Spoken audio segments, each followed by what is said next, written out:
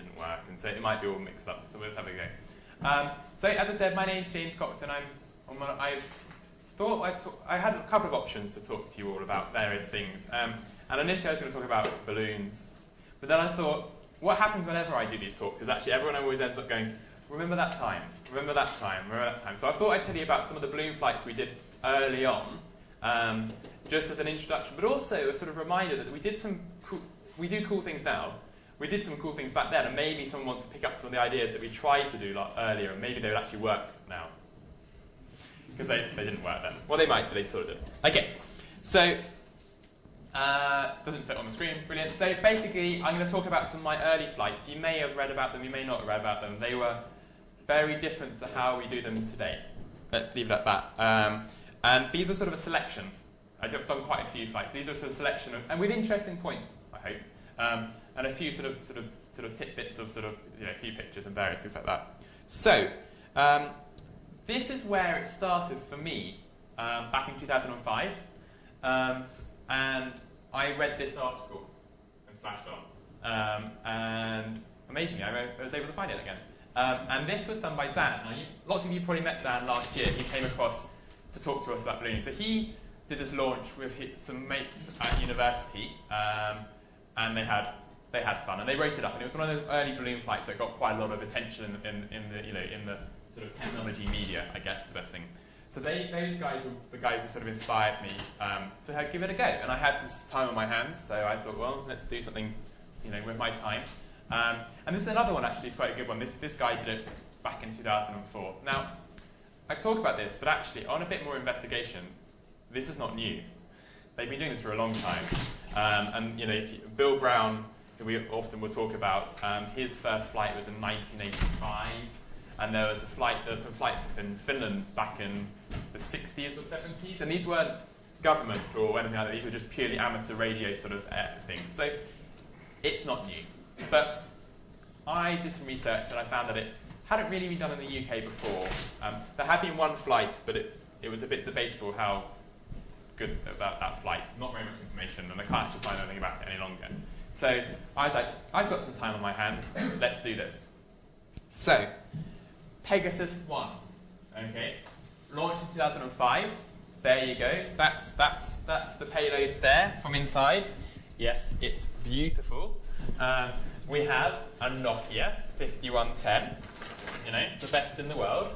Actually, they are quite good. We have, there's a gumstick computer, which is the smallest part in there, actually. 2 cameras I've wired up, some lithium batteries, and a GPS module. Now, I was rooting through my stuff. I found my GPS module. Now, this GPS module weighs quite a lot, probably more than most payloads do these days. But yeah, and actually it still works, so I fired it up. And also, I found this as well, which is one of my old 200-gram balloons I got off eBay. Back in the day, you didn't order new balloons, you ordered old ones. And so, as you can see here, if you want to pass it around, it smells. No? Okay. You're very welcome to have a look at this later, though. So that's what we used to fly, and so it's very interesting actually about these balloons. If you look at the colour of them now that's something to talk about. So you buy your balloon. Who's bought a balloon, a weather balloon, not a normal party balloon? Who's bought a weather balloon in here before? Yeah. What colour is it? Yeah, it's not this. This was white once, probably, and so that's an important thing. Is that you want to get good quality balloons. So here is my balloon from eBay, my cameras. These are all off eBay, and this GPS was I think it was a Cirrus 2 as well. And actually, we don't really worry about that so much these days, but that was a really big thing back in the day. I don't know what type of GPS module it is. On board, running Linux, and I had a bit of GPSD for the GPS, Nokia for the phone, a bit of Bash, a bit of Perl. Sorry guys, I use Perl. Thank you. And these are the sort of, it doesn't really project very well. These are the pictures that we took 1 a.m. And actually, I got to 20 kilometres. 20 kilometres. Yeah, I know. And that was big. I'll come back to that. And actually, it was a great flight in some ways. So we launched it in the back garden. It sent 2 text messages on its way up. And then we had nothing again for 4 hours. And then we got a text message, and it was no GPS log. And we got stressed. And we started trying to phone Vodafone and say, can you find the phone? But obviously, they won't let you do that. I don't know. There's no point even trying. And then something happened, and it got a lock, and it was 80 miles away up near the wash, but wasn't in the wash. That was the key part. And it was in a field, and we went and got it. And the pictures were very good, actually. I put them online, and people got very interested with that. And I thought, yeah, this is doable. This is doable. So I was like, right, Pegasus 2. Let's go for it. And this is something I think it's important to talk about, is about when you're starting out on balloons, is the first launch is the most important one, because that's when you sort of, it's make or break, really, isn't it? The second launch is even more important, because things go wrong on the second launch. I mean, that's my experience. Probably other people go, yeah, you do the simple stuff first, and then you go for it. You don't put too much on, and this is exactly what I did.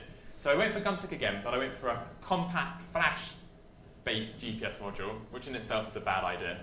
A video camera, a Geiger counter. I went from a 200-gram eBay balloon to a 1.2 kilogram balloon from the British Antarctic Survey. They gave it to me out of their stock, which meant it wasn't yellow, it was white. It was pretty good. And we launched that. And it didn't, and I lost it.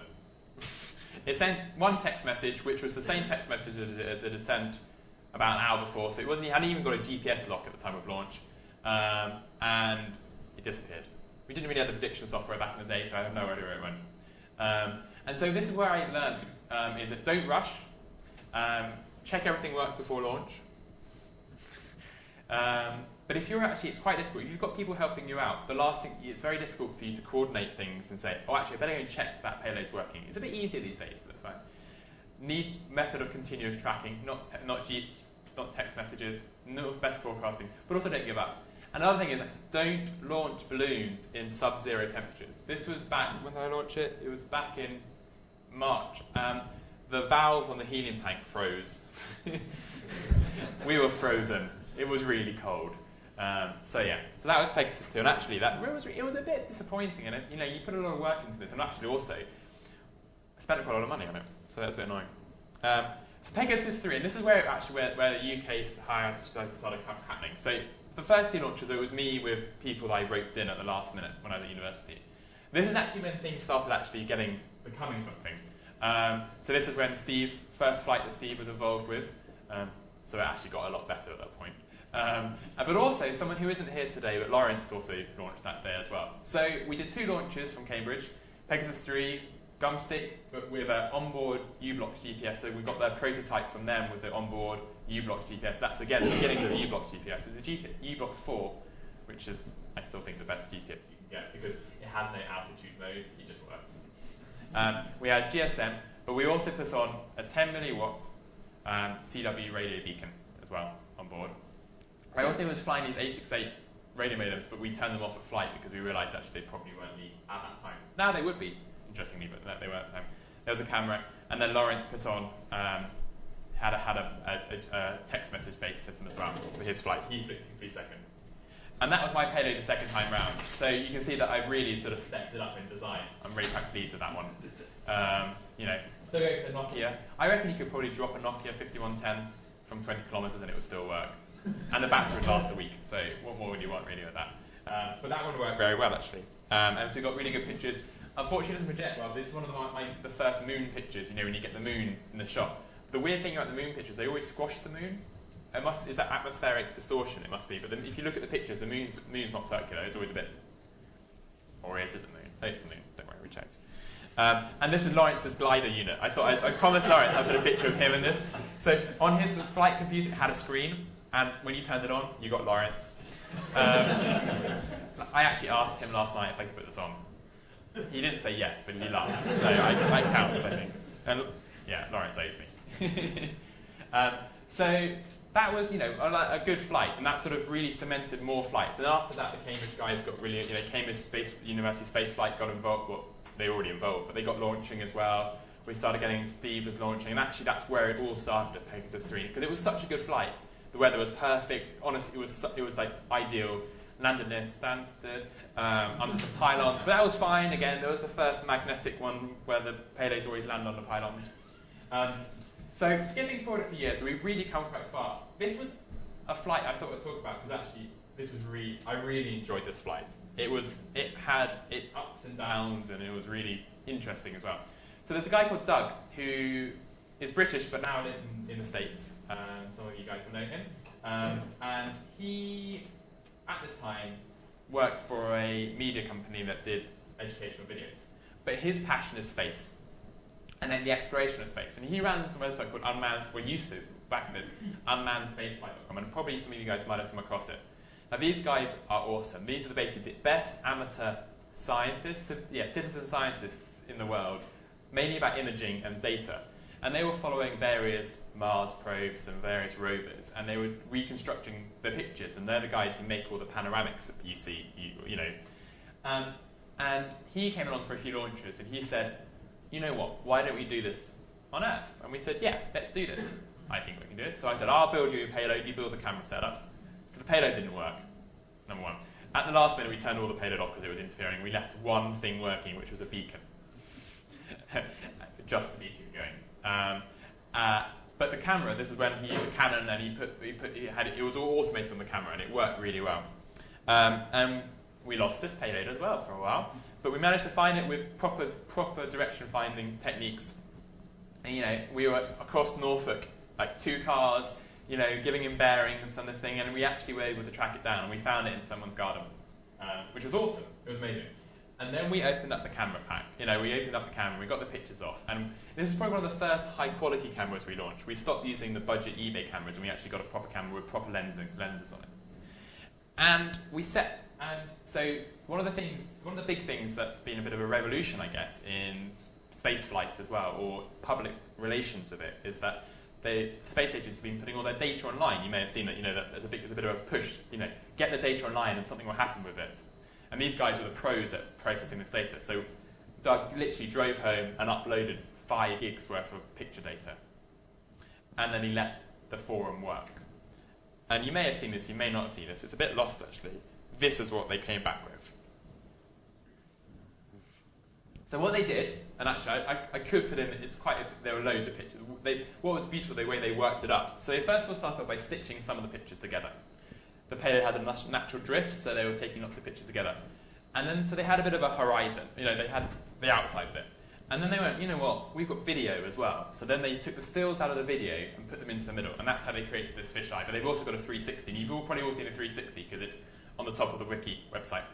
And so that was that one. And actually, it was amazing just to see the collaboration. And that sort of, I think we do that a lot now anyway, but these guys do it really well as well. And if you ever have pictures, I'm sure if you post it onto their forum, something will happen. A 3-dimensional picture will come, or something weird, you know.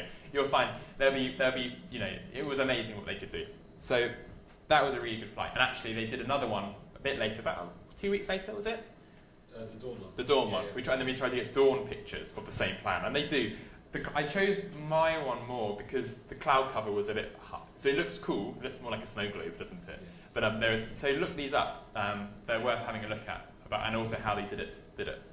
So yeah, so that was that. Okay, and then this is another flight payload. You may have come across this one before, or you may not have actually.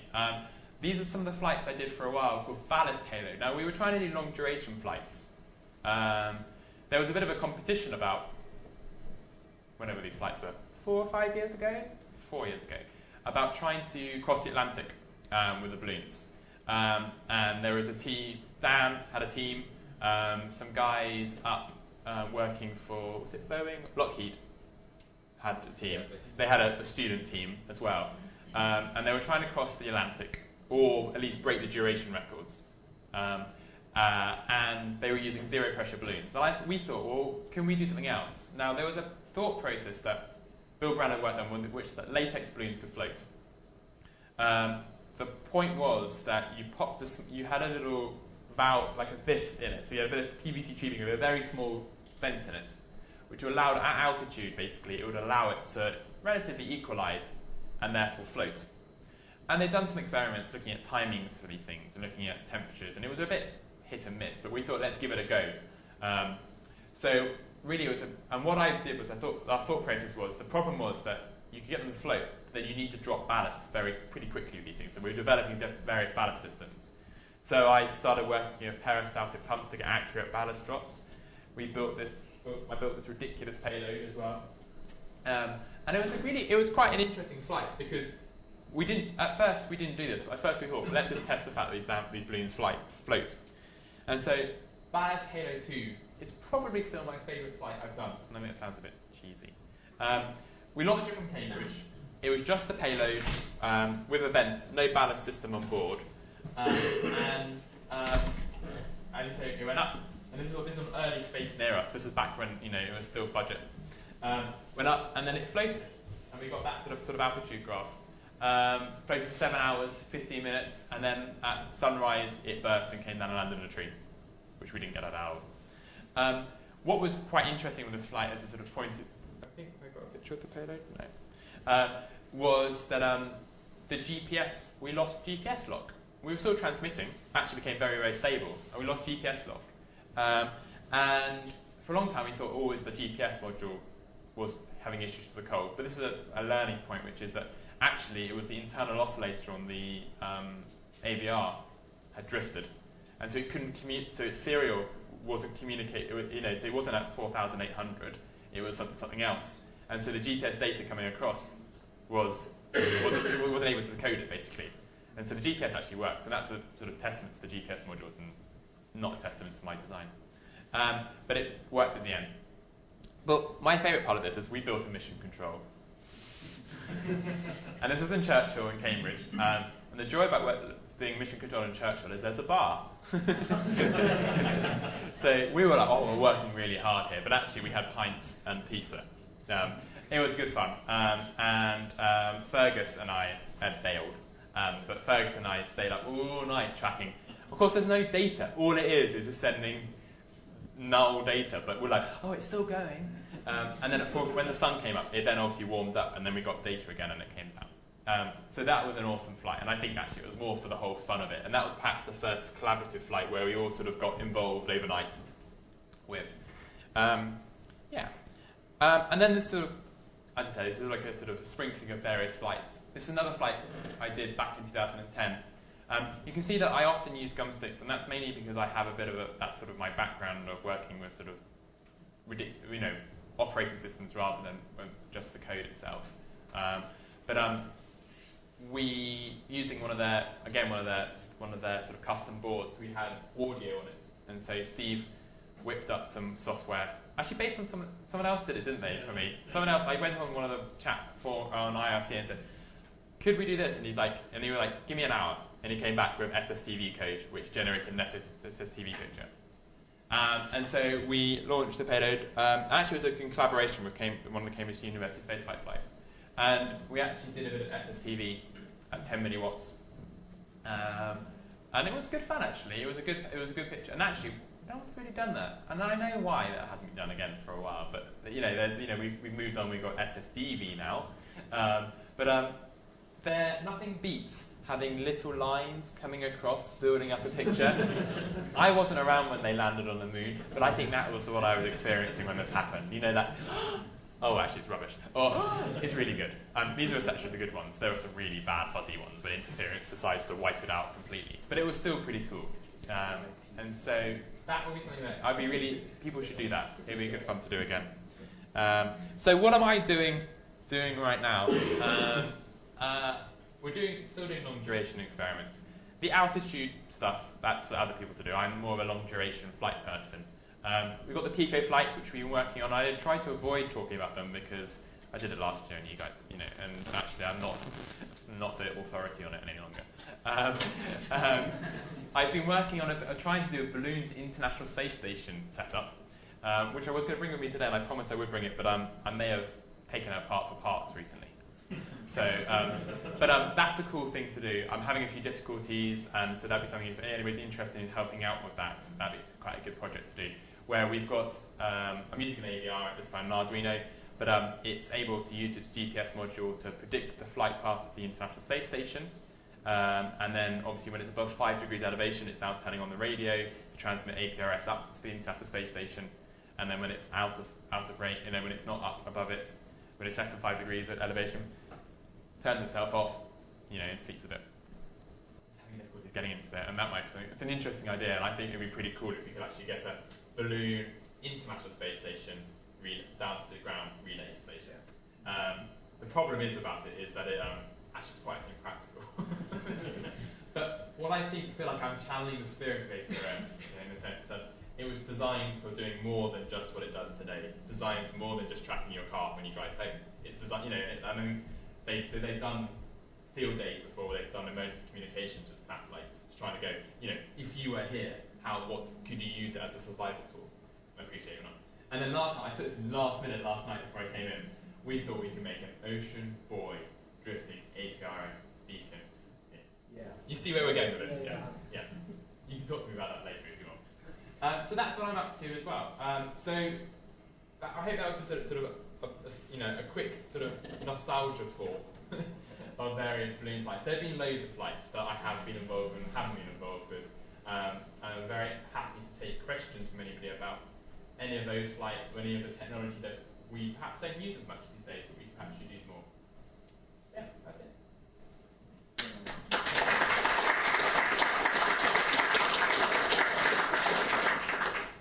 Any questions? Yeah, well, there was more about what was I covering. Not a problem. Good.